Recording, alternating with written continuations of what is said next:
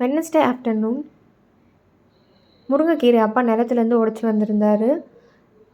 ஈவினிங்காக வந்து ராகி தட்டை செய்யலான்னு சொல்லிட்டு அம்மா அதை என்னை உருவி வைக்க சொன்னாங்க. இந்த ராகி தட்டைக்கு நல்லா பொடியாக கட் பண்ண வெங்காயம், பச்சை மிளகா, இந்த கீரை கேர்மாவை கூட சேர்த்து பண்ணும்போது அவ்வளோ டேஸ்ட்டாக இருக்கும்.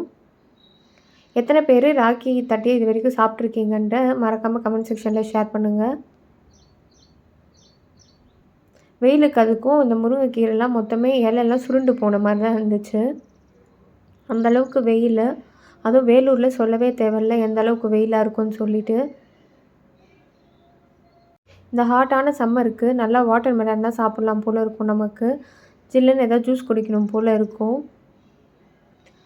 அந்த மாதிரி தான் எனக்குமே வந்து இந்த வெயிலுக்கு ஏதாவது ஃப்ரூட்ஸாவது அட்லீஸ்ட்டு சாப்பிட்லாம் அப்படின்னு தோணுச்சு.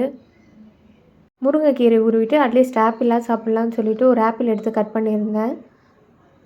ஜூஸியாக நல்லா க்ரன்ச்சி மாதிரி இருந்துச்சு இந்த ஆப்பிள் ஜூஸ் போட்டு குடிக்கலாம் போல் இருந்துச்சு. ஆனால் எனக்கு சோம்பேறித்தனமாக இருக்கவே நம்ம அப்படியே டைரெக்டாக கட் பண்ணியே சாப்பிட்டுக்கலாம், அதுதான் இன்னும் ஹெல்த்தி அப்படின்னு சொல்லிட்டு கட் பண்ணி சாப்பிட்டுட்டேன்.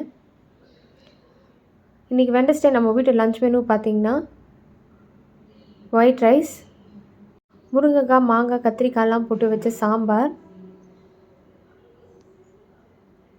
பீட்ரூட் பொரியல், மாங்காய் துவையல், ரசம். இதுதான் இன்றைக்கி நம்ம வீட்டு லஞ்ச் மெனு.